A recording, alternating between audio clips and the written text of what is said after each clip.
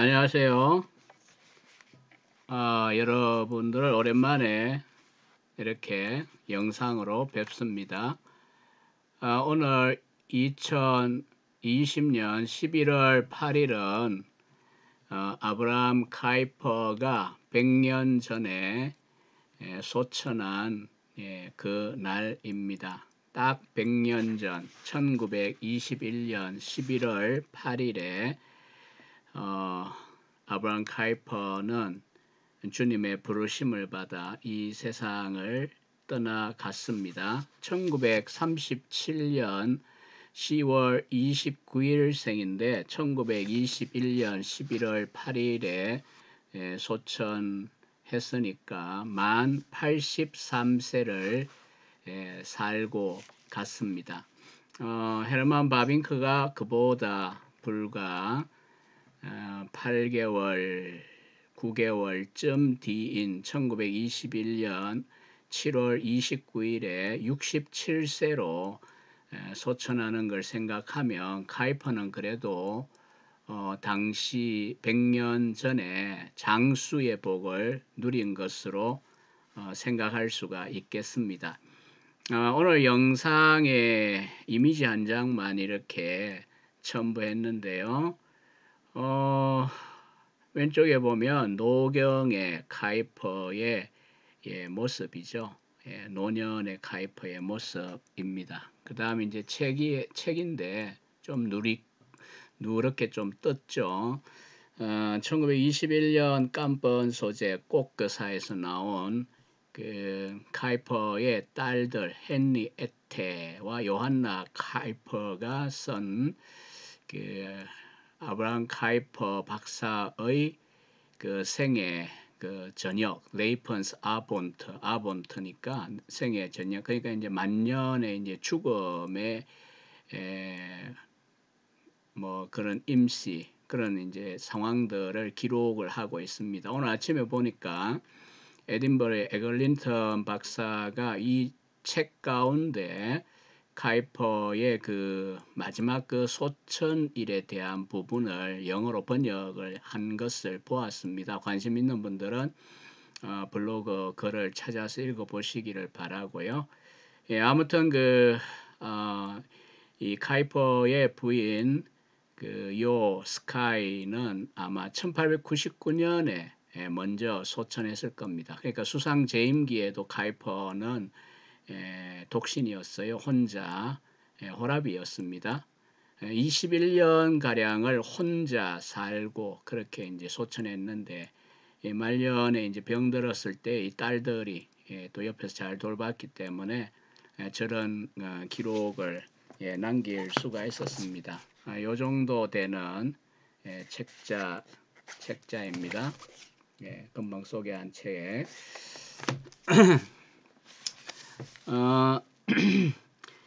카이퍼는 1921년 83세 생일에 이미 중병에 들어 있었습니다. 10월 29일인데요.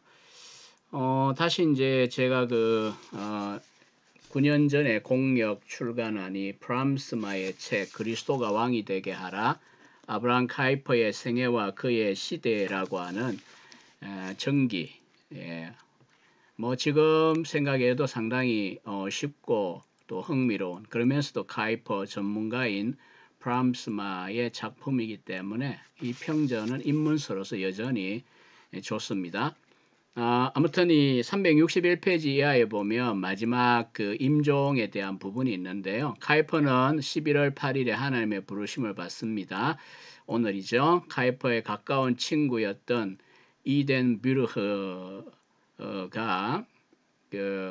마지막 이제 병상을 자주 방문하고, 또 이제 소천한 날에도 딸이 아주 병약하고 힘이 없는 카이퍼가 누군가를 찾는데 말도 잘 못하면서 가족들을 부를까 했더니 가족들이 아니고 원했던 것이 바로 이덴 뷰르흐였습니다. 그래서 이덴 뷰르흐가 카이퍼의 마지막 그 병상에서 아주 충실한 그 친구로서 또 말버스로서 역할을 한 걸 알 수가 있고요.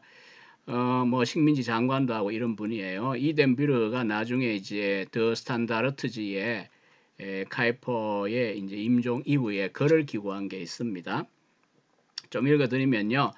나는 카이퍼가 임종하기 전에 수개월에 걸쳐 그를 방문하는 특권을 누렸고 지난 몇 주 동안은 매일 그를 볼 수 있었습니다. 나는 그의 육체가 고통당했지만 신앙은 결코 사그러들지 않았다는 것을 목격했습니다. 나는 그가 언제나 그의 하나님과 더불어 안식을 누리는 것을 볼 수 있었습니다. 심지어 그의 몸이 평온치 않을 때라도 말입니다.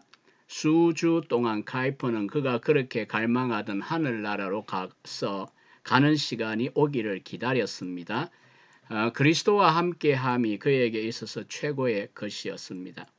그가 오랜 시간 동안 침상에 조용히 누워 지낸다는 것이 무엇을 의미하는지는 마지막 순간까지 그가 얼마나 끊임없이 열정을 가지고 일했는지를 아는 사람들만이 이해할 수 있는 것입니다.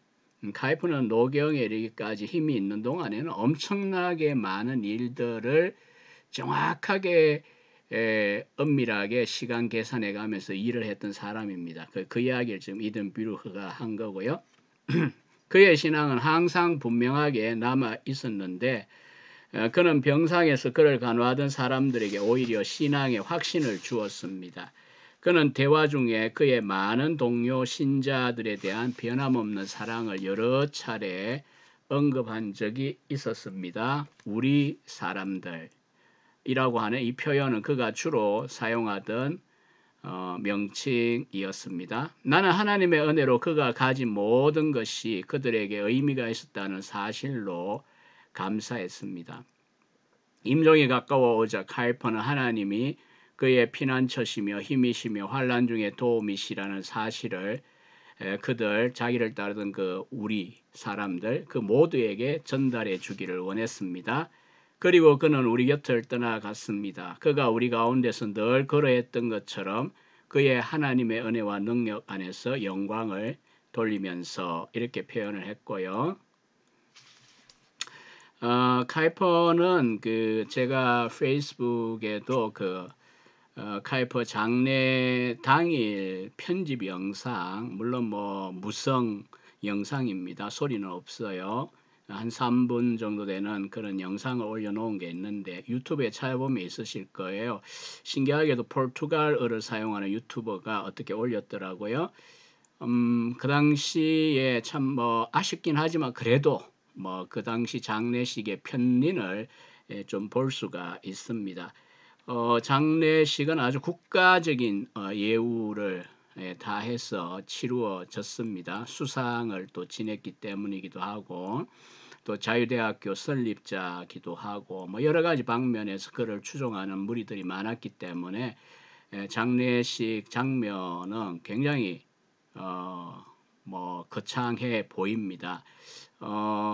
그 장례 자리 아우트 에이건 다위는 장지에 기록에 의하면 당시에 10,000명이 운집을 했다고 하니까 대단한 장례식이죠.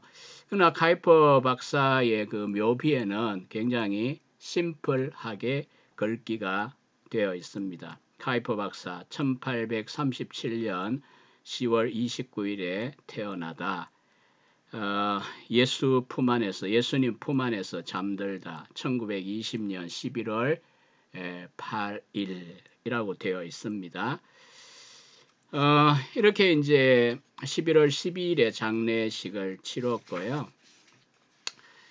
아브라함 카이퍼에 대한 관심은 100년 동안의 그냥 역사적이거나 신학적인 관심에서 물론 뭐 간간히 끊임없이 연구되고 관심을 불러일으키기도 했고 또 오토 드 용이라고 하는 우트레흐트의 교회사 교수했던 분의 하란 교회사를 보면 1870에서 1920년 그 시기 데이트 베르크를 아브라함 카이퍼의 데이트 베르크, 아브라함 카이퍼의 시대다 이렇게 이제 표현을 할 정도로 국교의 신학자인데도 불구하고 카이퍼는 역사적인 인물이 되어 있기 때문에 교회사뿐 아니라 일반 네덜란드 역사를 연구할 때도 뭐 긍정적이든 부정적이든 반드시 카이퍼를 언급을 해야 합니다. 우리나라의 그 네덜란드 역사책을 보면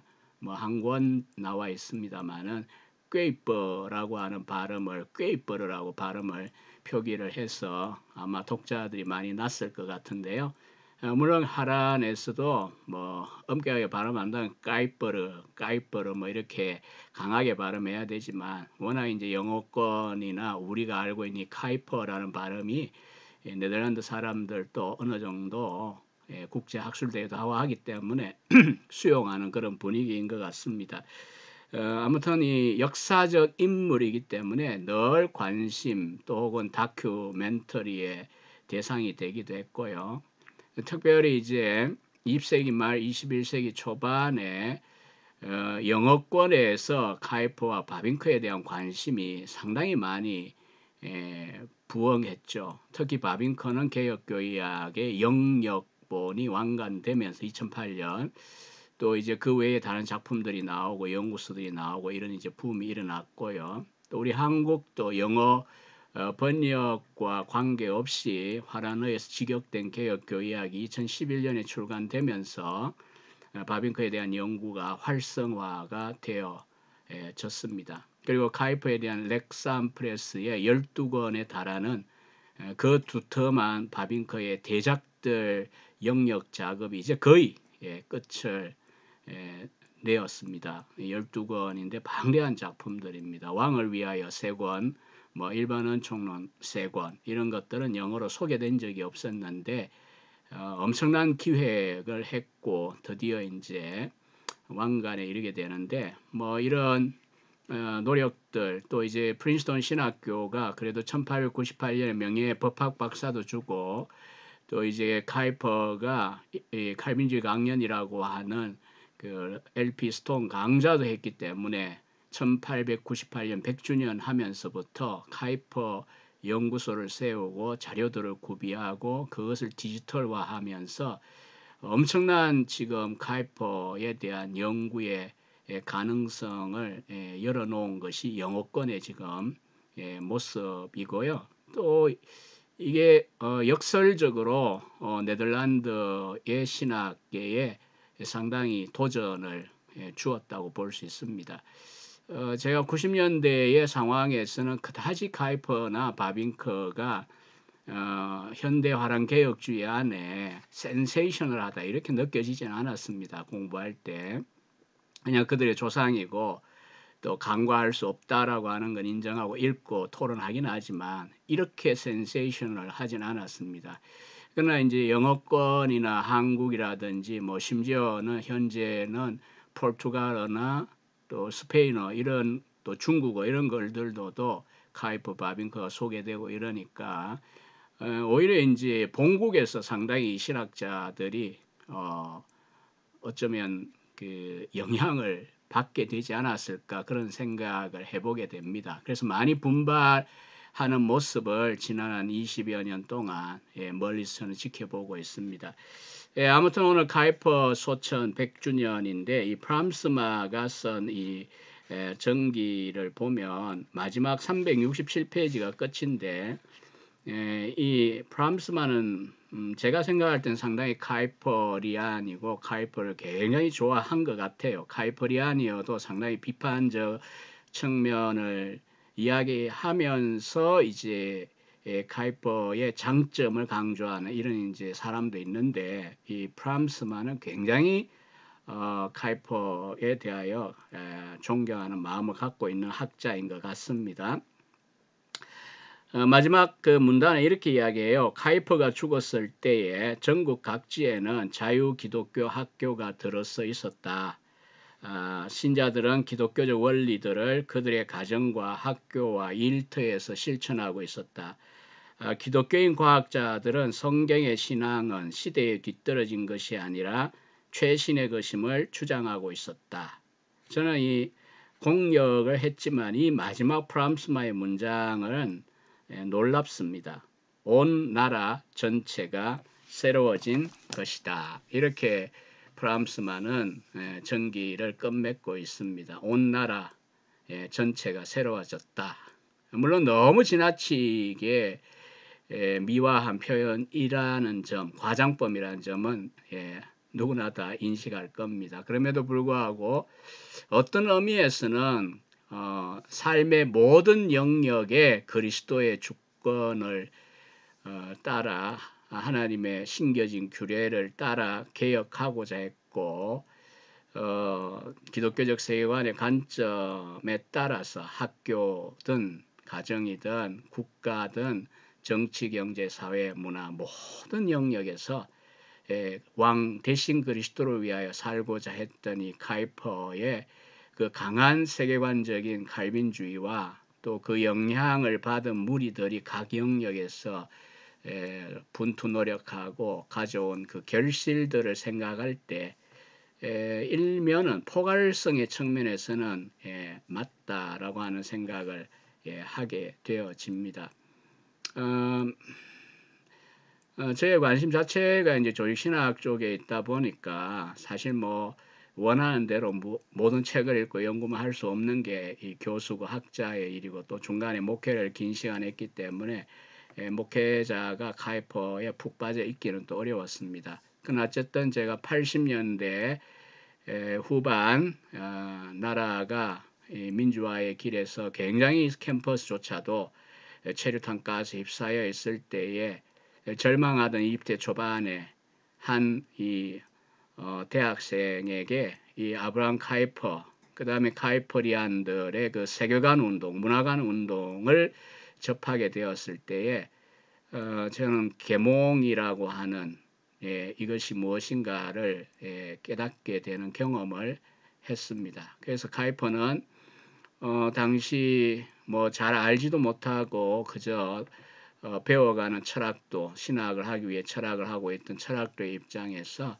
그래도 숨 쉴 수 있는 여유를 준 것이 바로 카이퍼와 이 신칼빈주의 전통을 만났기 때문이라는 점을 저는 늘 인식을 하고 있습니다. 물론 영적으로는 또 영적인 영향을 받은 분들이 있습니다. 대학교 시절 이 양쪽의 이 흐름에 대하여 저는 참 감사하게 생각하고요. 카이퍼가 우리에게 던져주는 여러 가지 뭐 모습들, 장점들, 교훈들이 많이 있습니다만은 뭐 익히 알려져 있는 일반 은혜론이나 또 혹은 영역 주권론과 같은 이런 이제 가르침들 또 세계관으로서의 칼빈주의 뭐 이렇게 하면 다 포용이 될 텐데요. 뭐 이런 부분들은 여전히 우리 한국 이 세속화된 이 다원주의화된 사회 속에서 그리스도인들이 어떻게 현실 참여를 해야 하느냐에 대하여 하나의 귀감이 되고 하나의 길잡이가 될 수 있다는 점을 저는 분명하게 인정을 하고요. 또 이제 그의 경건 문학들을 읽으면서도 이 영적인 전인적인 신앙관에 대한 강조점도 우리에게 유익하다는 걸 발견하게 됩니다. 또 혹은 이제 바빙커가 이제 훨씬 더 이제 어쩌면은 신학 안에서 그 일을 했지만은 신학을 학문이다라고 하는 19세기의 그런 실정주의, 실용주의 또 다양한 그런 신학을 종교학 이상 할 수 없다라고 생각하던 시대의 신학이 특히 개혁주의 신학이 학문이다라고 하는 것을 위하여 이론을 제시하고 또 분투 노력하면서 또 일정한 범위 안에서 성공했던 것들 이런 것들도 카이퍼의 중요한 기여라고 생각이 듭니다. 물론 이제 카이퍼가 개혁주의를 사랑하는 중에 17세기의 극단적인 그 해석들 뭐 영원 칭의설이라든지 카이퍼의 자작이 아닙니다. 17세기의 신학 가운데 이미 그런 사람들이 있으니까요. 또 혹은 도르토는 거부했지만 정죄하지 않은 수프라 그러니까 타락 전 선택설이라든지 또 이제 특별히 이제 카이퍼의 논쟁되는 신학 문제 중에 하나가 어린아이들에게 영아들에게 세례를 줄 때의 근거가 언약에 근거한 거냐 아니면 중생을 전제하고 주느냐 뭐 이런 식의 논의에서 카이퍼는 중생 전제설 근데 또 의식이 없는 아이들이 어떻게 말씀 없이 중생할 수 있느냐 했을 때 직접적 중생설 이런 이제 것들을 주장을 했는데 뭐 물론 이제 우리가 왜 그런 이야기를 했는지는 살펴본다면 뭐 이런 논제도 충분히 카이퍼의 마음은 이해할 수 있습니다.